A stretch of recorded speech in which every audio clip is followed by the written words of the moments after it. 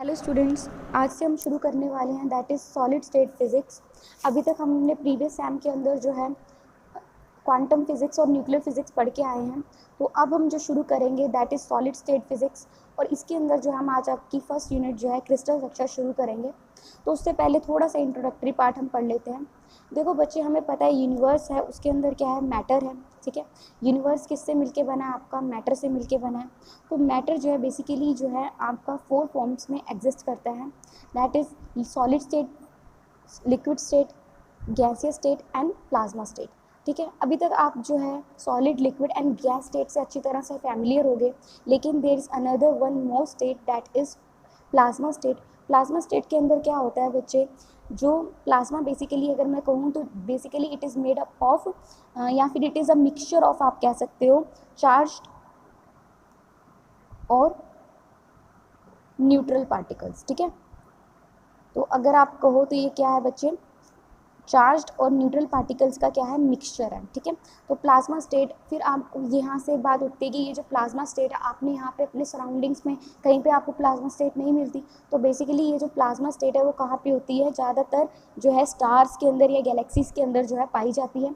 और आप इसकी एक और एग्जांपल भी ले सकते हो, चार्ज और न्यूट्रल पार्टिकल। आपको पता है जब हम डिस्चार्ज करवाते हैं किसी भी गैस के अंदर, तो उसके अंदर क्या होता है, पॉजिटिव आयंस और क्या इलेक्ट्रॉन्स प्रेजेंट होते हैं, यानी कि पॉजिटिव आयंस या न्यूट्रल पार्टिकल्स मिलते हैं। ठीक है, अगर हम किसी भी आयन, किसी भी एटम, हीलियम, जैसे हीलियम गैस हमने ली है डिस्चार्ज ट्यूब के अंदर और उसके हमने डिस्चार्ज करवाया, तो हमें क्या मिलता है, हीलियम पॉजिटिव आयंस मिलते हैं, यानी कि चार्ज और न्यूट्रल पार्टिकल्स हमें मिलते हैं। तो वो भी स्टेट आपकी कौन सी होती है बच्चे, डिस्चार्ज ट्यूब के अंदर वो स्टेट भी आपकी कौन सी होती है, आपकी प्लाज्मा स्टेट होती है।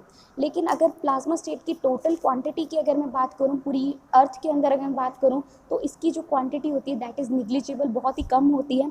तो ज़्यादातर हम बात करते हैं जो मैटर है बेसिकली वो किस कैटेगरीज में बेसिकली डिवाइडेड होता है, that is solid state, liquid state and gaseous state. यानी कि जो हमारा सराउंडिंग में जो हमें मैटर है, कोई भी चीज़ जो क्या करे, स्पेस ऑक्यूपाई करे, दैट इज़ बेसिकली मैटर। और मैटर जो है हमारी अर्थ के अंदर बेसिकली 3 स्टेट्स के अंदर ही पाया जाता है, solid, liquid and gaseous state के अंदर। ठीक है, अब अब देखो यहाँ से हमें ये पता चला कि ये सॉलिड, लिक्विड और गैसियस स्टेट के अंदर पाया जाता है। और हमें ये भी पता है कि हम सॉलिड से लिक्विड में और लिक्विड से गैस में अगर हमें किसी को भी कन्वर्ट करना है, तो हम क्या करते हैं बच्चे, या तो टेम्परेचर बढ़ाते हैं या फिर क्या करते हैं बच्चे,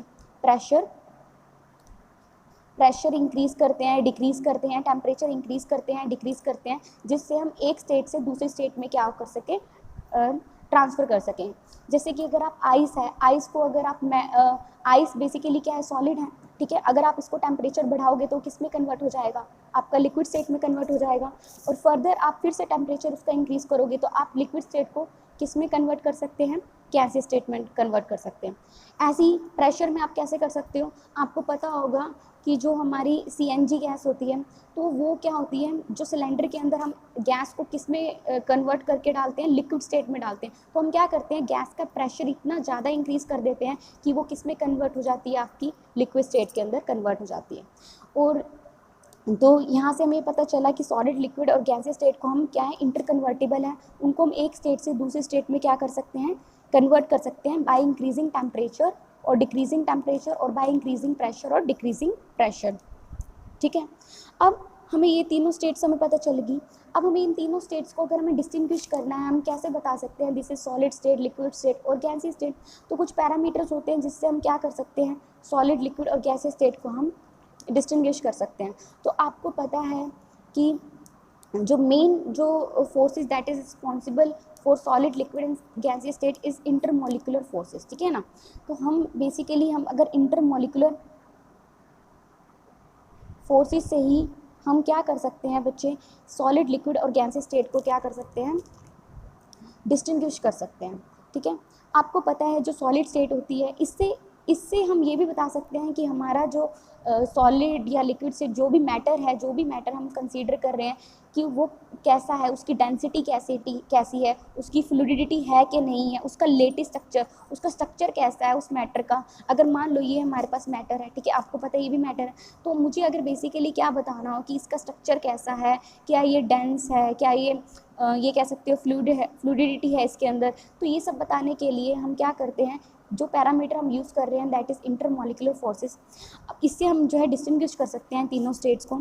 आपको पता है जो गैस होती है वो क्या होती है, उसकी डेंसिटी बहुत ही लो होती है, लो डेंसिटी, यानी कि उसके अंदर जो एटम्स जो हैं वो बहुत ही दूर दूर क्या होते हैं, बहुत ही लूजली पैक्ड होते हैं, उनके बीच में जो इंटरमॉलिक्यूलर फोर्सेस हैं वो बहुत ही मिनिमम होती हैं।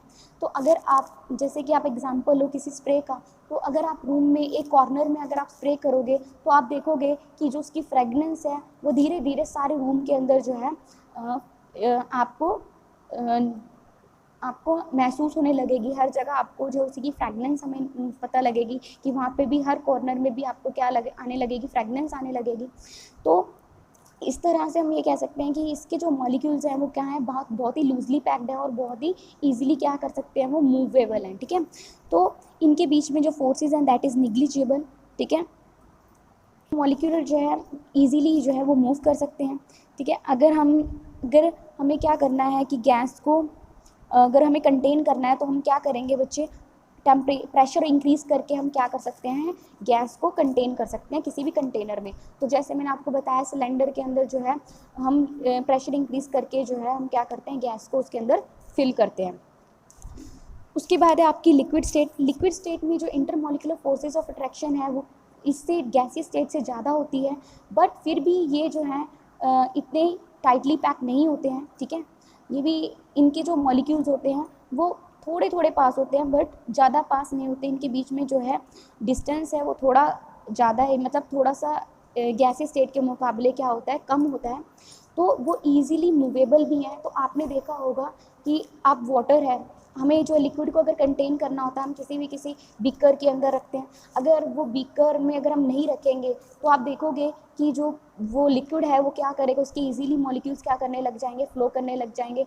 अगर आप सिंपल लिक्विड को कहीं गेरोगे या वाटर को कहीं गेरते हो तो आप देखते हो कि वो क्या करता है, ईजीली उसके मॉलिक्यूल्स जो है मूव करते हैं और जो है आपको क्या लगता है कि वो क्या प्रोसेस कर रहे हैं, फ्लूइडिटी प्रोसेस कर रहे हैं, ठीक है। तो यहाँ से हमें ये चीज़ पता चली। उसके बाद जो है यानी कि हमें ये पता है कि जो सॉलिड और लिक्विड स्टेट की अगर हम बात करूँ तो उसमें जो हम ये बोल सकते हैं कि वो ईजिली क्या करते हैं, फ्लो करते हैं, ठीक है। लेकिन इस करके जो है वो प्रॉपर्टी, जो ये दोनों सॉलिड लिक्विड की जो प्रॉपर्टी होती है वो कौन सी प्रॉपर्टी होती है, इनको हम ये भी कह सकते हैं ये दोनों क्या होते हैं, हमारे फ्लूइड्स कहलाते हैं, ठीक है। ये दोनों क्या कहलाते हैं, हमारे फ्लूइड्स कहलाते हैं, क्योंकि ये ईजिली क्या कर सकते हैं, मूव कर सकते हैं। उसके बाद जो है हमारे पास जो है थर्ड स्टेट होती है that is your solid state. और सॉलिड स्टेट में आपको मैंने बताया कि ये जो स्टेट होती है इसके अंदर जो इंटरमॉलिक्यूलर फोर्सेस ऑफ अट्रैक्शन है वो काफ़ी मैक्सिमम होती है, बहुत ही ज़्यादा होती हैं। इनके जो एटम्स होते हैं वो क्या होते हैं, बहुत ही डेंसली पैक्ड होते हैं, बहुत ही क्लोजली पैक्ड होते हैं, ठीक है। तो क्लोजली पैक्ड होते हैं इनके जो एटम, और इनकी डेंसिटी क्या होगी बच्चे, बहुत ज़्यादा हाई होगी, ठीक है, लिक्विड और गैस के कंपैरेटिवली। और आप ये भी कह सकते हो इसकी जो मॉलिक्यूल्स हैं वो इजीली मूव नहीं करते हैं, ठीक है। तो सॉलिड स्टेट का हमें पता चला। तो सॉलिड स्टेट के अंदर जो है हम ये भी कह सकते हैं कि इसका जो है वॉल्यूम की अगर मैं बात करूँ या शेप, किसी भी सब्सटेंस की जो शेप है वो क्या होगी बच्चे, आपकी कांस्टेंट रहेगी, ठीक है। लिक्विड स्टेट में अंदर क्या होता है, लिक्विड स्टेट के अंदर आप क्या कहते हो कि हमारा जो वॉल्यूम है वो कांस्टेंट रहता है, पर शेप किसी की तरह भी हो सकती है। अगर आप बीकर में डालोगे तो बीकर की शेप ले लेगा, अगर आप बोतल में डालोगे बोतल की शेप ले लेगा, जिसमें भी आप डालोगे, ग्लास में डालोगे ग्लास की शेप ले लेगा। तो इसमें जो है हमारी वॉल्यूम जो है वो तो कांस्टेंट रहता है, वॉल्यूम तो उतना रहता है, बट हमारी शेप जो है वो चेंज हो जाती है। गैसीय स्टेट में डेफिनेट वॉल्यूम और डेफिनेट शेप नहीं होती है, वो क्या होता है अपने आप उनकी जो इतनी लूजली पैक्ड होते हैं कि वो उनकी कोई डेफिनेट शेप या डेफिनेट वॉल्यूम नहीं होता, ठीक है। तो सॉलिड के अंदर जो हमें डेफिनेट शेप भी मिलती है और डेफिनेट हमें क्या मिलता है, वॉल्यूम भी मिलता है। और ये जो है इनका जो इंटरमॉलिक्यूलर फोर्स ऑफ अट्रैक्शन इतनी ज़्यादा स्ट्रॉन्ग होने के वजह से भी इनका जो ऑर्डर होता है वो कैसा होता है, लॉन्ग रेंज ऑर्डर होता है, ठीक है। ये हम आगे पढ़ेंगे कि दो फर्दर जो है सॉलिड जो है बेसिकली दो कैटेगरीज में आगे डिवाइडेड है, क्रिस्टलाइन एंड अमॉर्फस सॉलिड। तो यही हम जो है पढ़ेंगे, ठीक है। तो इनकी जो है इंटरमॉलिक्यूलर फोर्सेस ऑफ अट्रैक्शन भी स्ट्रॉन्ग होती है और इनका जो नेचर होता है वो अनआइसोट्रॉपिक होता है। इसकी वजह से जो है हम जो है ये जो है बेसिकली जो है this accounts for crystalline nature of many solid. तो इसकी वजह से जो है हमें काफ़ी जो है क्रिस्टलाइन नेचर जो है हमें सॉलिड का मिलता है, ठीक है, जो हमें लिक्विड और गैस स्टेट में इतना नहीं मिलता। इसके बाद बच्चे हमें जो है सॉलिड के हमें पता है कि हमें क्या मिलते हैं, क्रिस्टल्स मिलते हैं। तो हम यही जो है क्रिस्टलाइन बिहेवियर, क्रिस्टल स्ट्रक्चर हम जो है सॉलिड स्टेट फिजिक्स में हम जो है पढ़ेंगे। तो एक और स्टेट जो है वो एग्जिस्ट करती है, that is between liquid and gaseous state. Liquid और गैसियस स्टेट के अंदर जो एक और स्टेट एग्जिस्ट करती है जिसको हम क्या कहते हैं बच्चे, लिक्विड क्रिस्टल।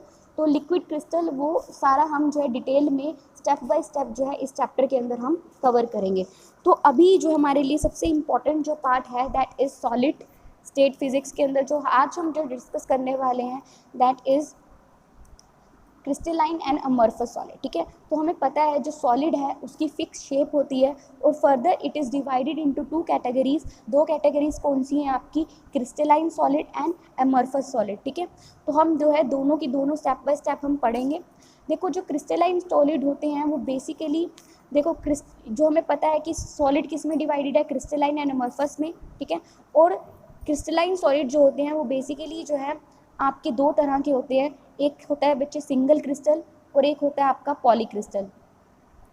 तो सिंगल क्रिस्टल में क्या होता है बच्चे कि अगर हम जो पूरा सॉलिड बन रहा है, ठीक है, जो भी हमने क्रिस्टल लिया है उसके अंदर सिर्फ और सिर्फ एक ही एटम प्रेजेंट हो, एक ही एलिमेंट प्रेजेंट हो, तो वो किसके अंदर आएगा, आपका सिंगल क्रिस्टल के अंदर आएगा, ठीक है। जैसे मैंने क्या किया, एक Na का एटम लिया और Na के ही एटम को मैंने क्या किया, काफ़ी लॉन्ग रेंज तक मैंने उसे स्प्रेड कर दिया और उससे मैंने जो क्रिस्टल बनाया ये आपका क्या कहलाएगा बच्चे, सिंगल क्रिस्टल। सिंगल क्रिस्टल किसका होगा, ये सोडियम का होगा, क्योंकि इसके अंदर एक ही एटम को मैंने क्या किया, 3 डायमेंशन में क्या किया, उसे ये कह लो कि 3 डायमेंशन में मैंने उसे अरेंज कर दिया, ठीक है ना, 3 डायमेंशन में उसे अरेंज कर दिया। तो यहाँ से जो हमें क्रिस्टल मिलेगा that is your single crystal.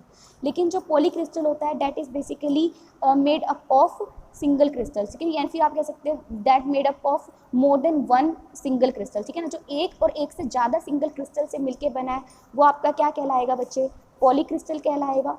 और पॉली क्रिस्टल में क्या होता है, एक से ज़्यादा जो है हमारे पास क्या होंगे, सिंगल क्रिस्टल होंगे, ठीक है। तो मैं इस तरह से इसको शो कर सकती हूँ कि यहाँ पे अरेंजमेंट कुछ और होगी एटम्स की, यहाँ पे अरेंजमेंट कुछ और होगी एटम्स की, ठीक है। तो ये सारे क्या हैं, सिंगल क्रिस्टल हैं अलग अलग, और इन सब का कम्बिनेशन हमें क्या दे देगा बच्चे, पॉली क्रिस्टल दे देगा। और पॉली क्रिस्टल से आप ये भी कह सकते हो, अब देखो यहाँ पे जो सिंगल क्रिस्टल को जो है एक सेपरेट करने के लिए एक बाउंड्री हमें दी गई है। ये जो बाउंड्री है ये जो हमेशा क्या होती है, एक डेफिनेट बाउंड्री होती है। और ये जो हमारे पास जो स्मॉल क्रिस्टल है इसको हम क्या कहते हैं, स्मॉल जो क्रिस्टलाइट्स हैं इसको हम क्या कहेंगे, ग्रेन, ठीक है। और ये जो बाउंड्री आपकी क्या कहलाएगी बच्चे, ग्रेन बाउंड्री, ठीक है। तो सबसे पहले हमने क्रिस्टलाइन हम पढ़ेंगे। क्रिस्टलाइन के अंदर हमें सिंगल क्रिस्टल पता होना चाहिए। सिंगल क्रिस्टल क्या होता है कि अगर हम किसी भी एक एलिमेंट को थ्रू आउट 3 डायमेंशन के अंदर हम क्या करें, अरेंज करें, और उससे जो है इनफाइनाइटली आप अरेंज कर सकते हो, उससे जो हमें क्रिस्टल मिलेगा सिंगल क्रिस्टल होगा। पॉली क्रिस्टल में क्या होगा कि बहुत सारे सिंगल क्रिस्टल से मिलके हमें क्या मिलेगा, एक क्रिस्टल मिलेगा, वो आपका क्या कहलाएगा, पॉली क्रिस्टल कहलाएगा। ये जो सभी क्रिस्टल्स होंगे ना, स्मॉल सिंगल क्रिस्टल्स, इनकी अरेंजमेंट डिफरेंट होगी। और ये जो स्मॉल क्रिस्टलाइट्स इसको हम क्या कहेंगे, ग्रेन। और ये जो boundary separating the two crystal या फिर ये boundary separating the two crystal आपका क्या कहला सकती हैं, आपकी ग्रेन बाउंड्री कहलाएंगी, ठीक है। उसके बाद जो है कुछ ऐसे जैसे कि हम जो क्रिस्टलाइन बिहेवियर जो शो करते हैं वो कौन से बेसिकली होते हैं, आपके डायमंड होता है, ठीक है ना, मिका होता है, रॉक सॉल्ट होता है, ये सब हम पढ़ेंगे। तो अभी पहले तो हमें यही पता होना चाहिए कि क्रिस्टलाइन क्या होता है, ठीक है ना, क्रिस्टलाइन सॉलिड क्या होते हैं। हमने आपको बताया है कि solid is basically divided into 2 categories, crystalline solid and अमorphous सॉलिड। तो आज हम जो पढ़ेंगे क्रिस्टलाइन सॉलिड क्या होते हैं।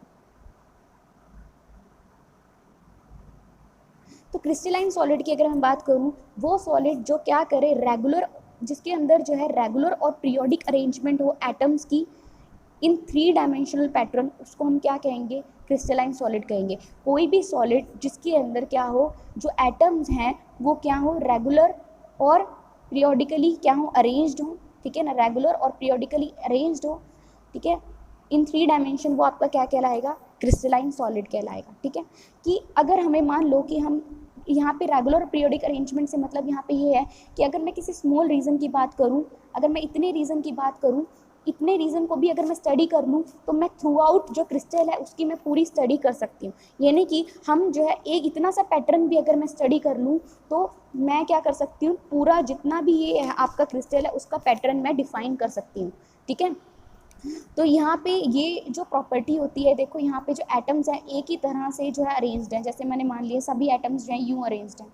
ठीक है, सभी एटम्स जो हैं इस डायरेक्शन में अरेंज्ड हैं। ठीक है, तो ये जो सभी एटम्स जो हैं एक ही सिमेट्री होती है इनके अंदर और रेगुलरली अरेंज्ड होते हैं। अगर मैं इतने से ही पार्ट करूँ, इतना सा अगर मुझे पैटर्न पता है तो मैं बता सकती हूँ इसी तरह से आगे जो है 3 डायमेंशन में जो है क्रिस्टल के अंदर जो है एटम्स अरेंज होंगे। तो ये क्या आपका क्रिस्टलाइन सॉलिड है। और इस ये जो ऑर्डर क्या कहलाता है आपका बच्चे, ये जो ऑर्डर होता है लॉन्ग रेंज ऑर्डर होता है।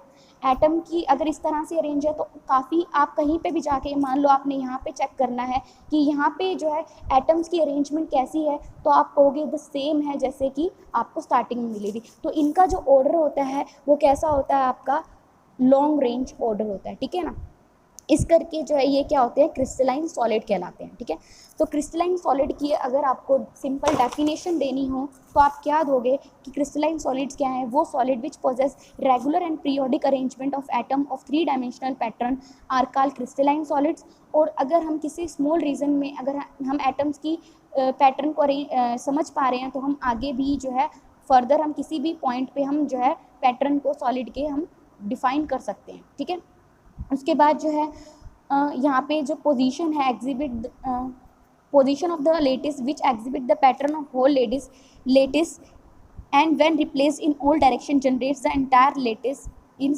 Unit cell. यहाँ पे क्या कह रखा है कि अगर मैं स्मॉल लेटिस, ये हम बच्चे हम पढ़ेंगे लेटिस क्या होते हैं। ठीक है ना, अगर लेटिस बेसिकली आप ये कह सकते हो पॉइंट्स या एटम्स। एटम्स जो है अगर उनकी पोजीशन जो है उसी तरह से हमने अरेंज किए हैं एटम्स को, ठीक है, तो हम किसी भी पॉइंट पे जो है आगे जाके जो है इसी तरह से हम जो है एटम्स को इस तरह से ही अरेंज करते जाएं तो हम क्या कर सकते हैं, एक यूनिट सेल जो है जनरेट कर सकते हैं, या हम कह सकते हैं एक एंटायर क्रिस्टल जो है हम जनरेट कर सकते हैं। और ये जो छोटा सा पैटर्न आपका क्या कहलाएगा, यूनिट सेल कहलाएगा। तो ये सब हम आगे पढ़ेंगे। तो एग्जाम्पल अगर आपको देने हो तो quartz, NaCl, potassium iodide, carbon, ये सारे क्या हैं आपके क्रिस्टलाइन सॉलिड्स हैं। तो क्रिस्टलाइन सॉलिड्स आपको पता चल गए। ठीक है, उसके बाद जो है हमारे पास तो यहाँ पे एक और इम्पॉर्टेंट चीज़ यहाँ पे हमारे पास ये है कि अगर आप मान लो आपने क्या किया, आप कॉमन सॉल्ट लेते हो। ठीक है, कॉमन सॉल्ट की एक ग्रेन लो, उसको हम जो है लेंस के थ्रू अगर हम देखें तो हमें क्या नज़र आएगा कि वो उसका जो स्ट्रक्चर है वो कैसा है, उसका जो ग्रेन है, जो कॉमन सॉल्ट है वो हमें कैसी नज़र आएगी लेंस के थ्रू, एक रेगुलर क्यूब की तरह नज़र आएगी। ठीक है ना, तो कई बार ऐसा होता है इस तरह से तो हम इसको एग्जामिन कर सकते हैं, पर कई बार ऐसा होता है कि हम एग्जामिन नहीं कर पाते हैं क्योंकि एटम जो है वो बहुत ही ज़्यादा टाइटली पैक्ड होते हैं। ठीक है, तो वो कौन से स्ट्रक्चर हैं, जैसे क्वार्ट्ज, डायमंड, ये सब। ठीक है, अब देखो यहाँ पे हमारे पास जो है क्रिस्टलाइन सॉलिड्स हैं, इनकी कुछ इंपॉर्टेंट प्रॉपर्टीज़ हैं।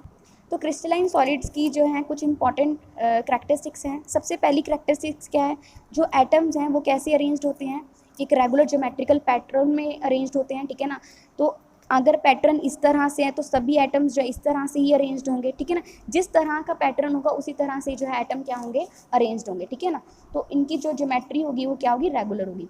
ऑर्डरली अरेंजमेंट होगा, सभी एटम्स जो हैं वो कैसे अरेंज्ड होंगे, ऑर्डरली अरेंज्ड होंगे। ठीक है, थ्रू आउट द क्रिस्टल जो है वो क्या होंगे, सेम ही ऑर्डर में जो है अरेंज्ड होंगे। इस करके जो है ये सॉलिड क्या कहलाता है, आपका लॉन्ग रेंज ऑर्डर कहलाता है। ठीक है ना, तो क्रिस्टलाइन सॉलिड जो है वो कैसा ऑर्डर शो करते हैं, long range order of by the atoms. उसके बाद जो third, crystalline solid are bounded by flat surfaces. अगर तुम कोई भी क्रिस्टल लोगे, जैसे NaCl का क्रिस्टल अगर तुम कंसीडर करते हो तो उसकी जो सरफेस होगा वो कैसा होगा बच्चे, फ्लैट होगा। ठीक है, तो जितने भी क्रिस्टलाइन सॉलिड्स होते हैं उनका जो सरफेस होता है वो कैसा होता है, फ्लैट होता है। उसके बाद क्रिस्टलाइन सॉलिड की यूनिफॉर्म कंपोजिशन होती है, और सभी की कंपोजिशन क्या रहती है, यूनिफॉर्म रहती है। यानी कि जो एटम्स या आयंस के बीच में जो बॉन्ड है उनकी जो स्ट्रेंथ रहेगी वो हमेशा क्या रहेगी, इक्वल रहेगी। तो यहाँ पे 2 डायमेंशनल हमने जो है क्रिस्टलाइन सॉलिड बना रखा है। तो यहाँ पे जो एटम्स हैं इनके बीच में जो बॉन्डिंग रहेगी वो हमेशा क्या रहेगी, इक्वल रहेगी। ठीक है, तो क्रिस्टलाइन सॉलिड जो है इनकी अनआइसोट्रॉपिक प्रॉपर्टी होती है। अनआइसोट्रॉपिक प्रॉपर्टी क्या कहलाती है बच्चे, कि वो प्रॉपर्टीज़ जिसकी जो है देयर फिजिकल प्रॉपर्टीज़, अगर मान लो आप किसी भी डायरेक्शन में अगर आप देखो तो उस अलग अलग डायरेक्शन में अगर आप मूव करोगे तो हर डायरेक्शन में जो प्रॉपर्टीज़ होती हैं, कौन सी प्रॉपर्टीज़, जैसे कि thermal expansion, compressibility, refractive index, electrical and thermal conductivity, इन सब की वैल्यूज़ क्या होती है, डिफरेंट होती हैं डिफरेंट डायरेक्शन में। तो यहाँ पे एग्जांपल भी ले रखा है कि मान लो ये कोई क्रिस्टल है, इसके अंदर आप क्या करोगे, आपने क्या की, एक रे ऑफ लाइट आपने इसके अंदर डाली, तो आपने देखोगे कि जैसे ही वो डिफरेंट डायरेक्शन में अपने आप को स्प्लिट करेगा, तो वहाँ पे जो लाइट की जो वेलोसिटी है या स्पीड आप कह सकते हो, वो क्या होती है, डिफरेंट होगी डिफरेंट डायरेक्शन के अंदर। ठीक है, तो एक चीज़ मैंने आपको यहाँ पे ये भी बताई थी बच्चे, इनकी यूनिफॉर्म कंपोजिशन होती है, इनके जो एटम्स होते हैं वो टाइटली बॉन्डेड होते हैं, एक ही इनकी स्ट्रेंथ जो होती है वो इक्वल रहती है। तो इन क्रिस्टलाइन सॉलिड्स का जो मेल्टिंग पॉइंट होता है वो क्या होता है बच्चे, शार्प होता है। अगर आप इनका मेल्टिंग पॉइंट अगर हम कंसीडर करें, जैसे एल्यूमिनियम है, ठीक है, या फिर आप कोई डायमंड है, डायमंड जो है, अगर आपको क्या करोगे, इसका अगर मेल्टिंग पॉइंट आप देखोगे तो इसका मेल्टिंग पॉइंट कैसा आएगा, बिल्कुल शार्प आएगा। ठीक है, तो यानी कि अगर 80 डिग्री सेल्सियस मान लो इसका मेल्टिंग पॉइंट है किसी भी क्रिस्टलाइन सॉलिड का, तो वो उसी डिग्री सेल्सियस पे ही मेल्ट होगा क्रिस्टल, उससे पहले मेल्ट नहीं होगा। ठीक है, तो इनका जो है शार्प क्या होता है, मेल्टिंग पॉइंट होता है, क्योंकि सारे बॉन्ड्स जो है वो एक ही टाइम पे क्या होंगे, ब्रेक होंगे, एक ही पॉइंट पे जो है ब्रेक होंगे। तो यहाँ पे यही कह रखा है कि इनके बॉन्ड्स इक्वली स्ट्रॉन्ग होते हैं, तो इस करके जो है वो एक ही पॉइंट पे एक ही सभी सेम टेम्परेचर पे क्या होंगे बच्चे, मेल्ट हो जाएंगे। ठीक है ना, तो इनका क्या होता है, शार्प मेल्टिंग पॉइंट होता है।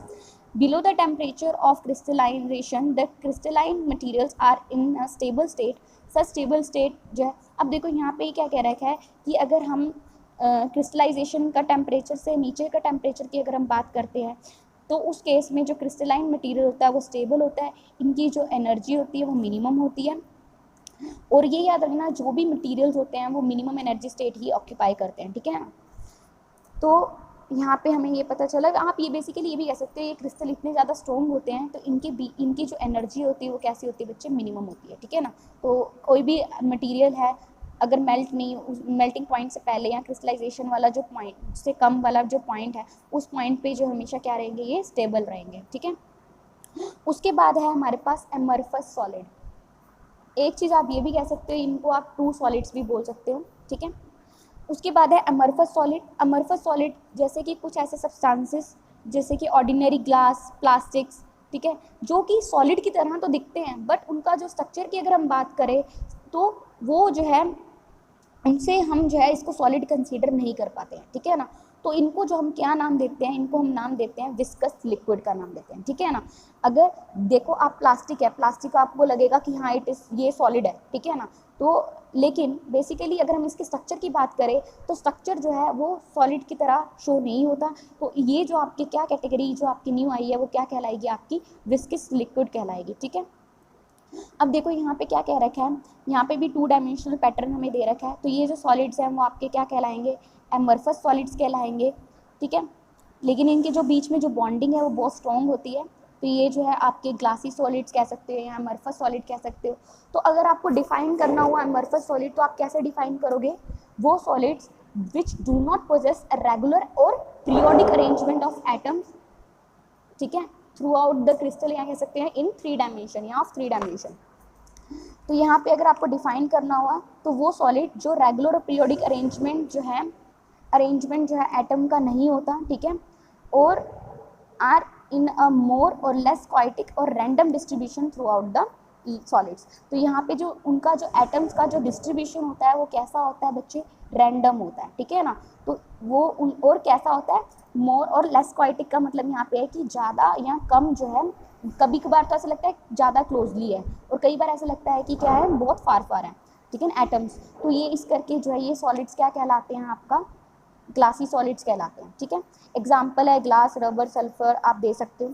उसके बाद जो है इंपॉर्टेंट करैक्टरिस्टिक्स की अगर मैं बात करूँ तो सबसे पहली करैक्टरिस्टिक्स क्या है, इसमें जो एटम्स होते हैं वो इरेगुलरली अरेंज्ड होते हैं। ठीक है, अब मान लो ये जो एमरफस की अगर मैं बात करूँ तो उसके अंदर जो है एटम्स मान लो कुछ टाइम पे तो यहाँ इतने क्लोजली पैक्ड है और कुछ टाइम पे इनकी इस तरह से हैं। ठीक है, तो इससे आप एक चीज़ आप समझ सकते हो कि अगर मैं इतना सा पार्ट लूँ क्रिस्टल का, ये पूरा क्रिस्टल अगर इतना सा पार्ट लूँ क्रिस्टल का, तो मैं नहीं बता सकती कि आगे जो है आने वाली अरेंजमेंट कैसी होगी, आगे का पैटर्न कैसा होगा। तो इनका जो रेंज होगी वो कैसी होगी बच्चे, शॉर्ट रेंज होगी। तो मैं ये नहीं कह सकती इतने डिस्टेंस पे मान लो एटम्स का पैटर्न इस तरह से अरेंज्ड है, तो मैं अगर किसी क्रिस्टल के कॉर्नर की अगर मैं बात करूँ तो मैं नहीं बता सकती कि उसका जो है ऑर्डर है वो सेम ही रहेगा, यानी उसका पैटर्न वो सेम रहेगा। तो यानी कि इसका जो ऑर्डर है वो कैसा होता है बच्चे, शॉर्ट रेंज ऑर्डर होता है।